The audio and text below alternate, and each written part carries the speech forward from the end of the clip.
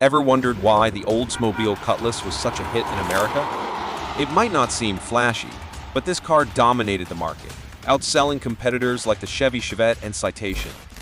In 1961, Oldsmobile responded to the demand for sporty compact cars, like the Corvair Monza, by introducing the F85 Cutlass Coupe, featuring bucket seats and a luxurious interior. The following year, the Cutlass Coupe and convertible were upgraded with a powerful 185 horsepower V8 engine. But halfway through 1962, Oldsmobile had an even bigger surprise in store. In 1962, turbochargers were still a mystery to many Americans, so Oldsmobile took the opportunity to educate consumers through special Jetfire promotional materials. These materials included cutaway drawings explaining how turbos worked and answered common questions about their operation. The same year, they aimed for a turbocharger that would provide strong performance for everyday driving, rather than focusing solely on high-speed racing capabilities. In 1964, the Oldsmobile 442 kicked off a new era. It came with a 330 cubic inch V8 engine, pumping out 310 horsepower.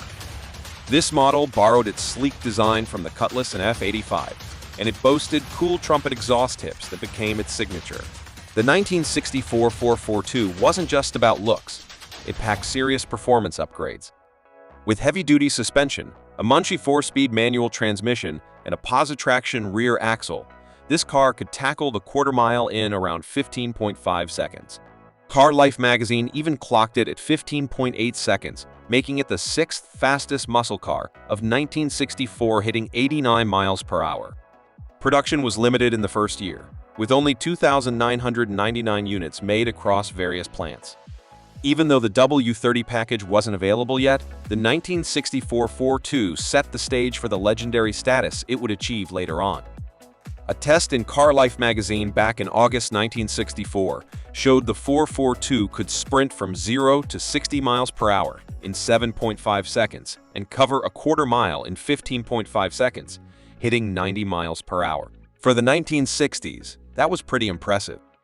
In 1965, the Oldsmobile 442 got a big boost in power with a new 400 cubic inch V8 engine, cranking out 345 horsepower.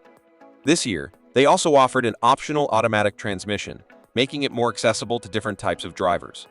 Car and Driver magazine tested the 442 in May 1965 and found it could sprint the quarter mile in just 15 seconds, hitting 98 miles per hour. That made it the fourth fastest muscle car of the year. The 1965 model sported updated grills, taillights, and wheel openings for a fresh look.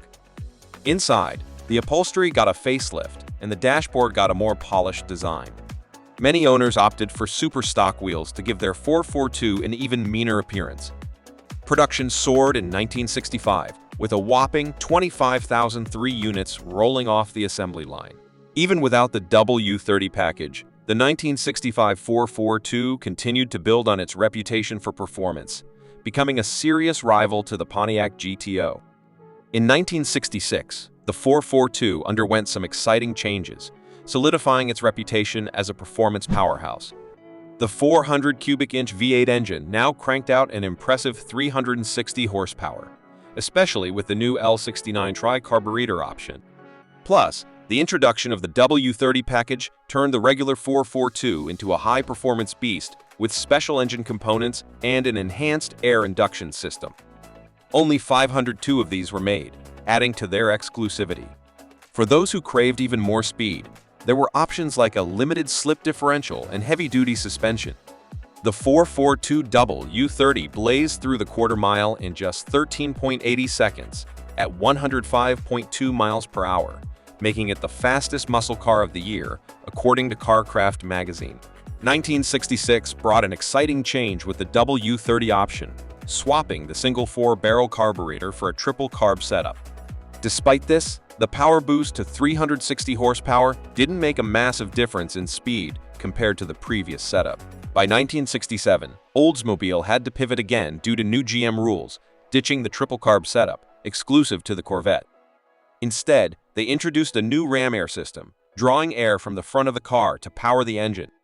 While the hood got some fancy functional louvers, the real action was happening with air scooped in near the grille, keeping the 442 in the muscle car game. From 1968 to 1972, the Oldsmobile 442 entered its second phase, shining brightest in 1968 with over 30,000 cars finding homes. This buzz faded, and by 1972, under 10,000 folks went for the 442, now turned into just an extra feature rather than its model. In its big debut year as a standalone model, the 1968 Oldsmobile 442 came in three styles: a sporty coupe, a sleek holiday hardtop, and a cool convertible.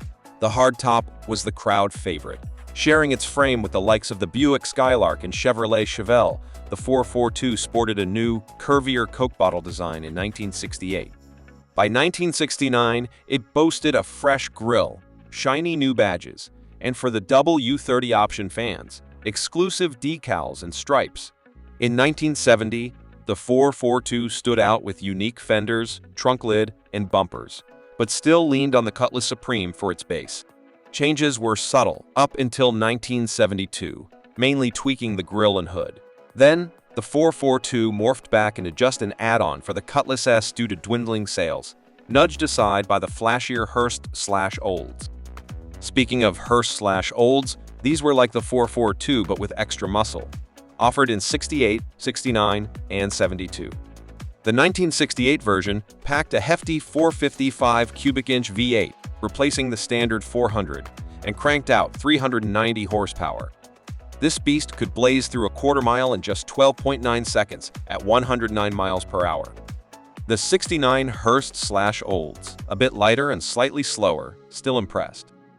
After a break, the Hurst/Olds came back in 1972, serving as the pace car for the Indy 500, sporting less power in tune with the times but still a performance standout.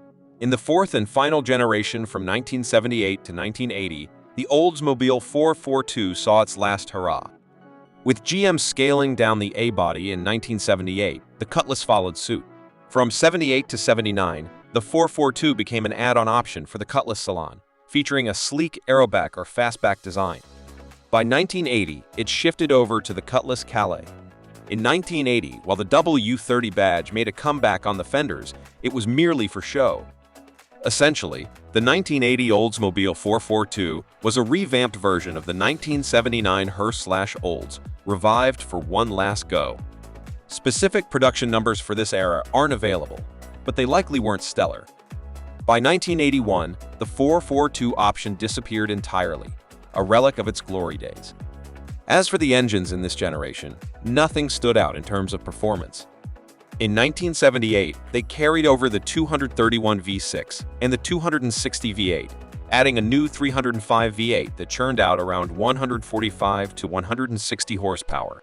By 1980, Oldsmobile introduced a larger 350 cubic inch V8, peaking at 170 horsepower, which sadly marked the pinnacle of this generation's power output. The new Cutlass Supreme International Series Coupe, inspired by the Indy 500 pace car, is the latest addition to Oldsmobile's lineup of high-performance cars. With its sleek design, it's one of the most aerodynamic cars out there, boasting a drag coefficient of just 0.297.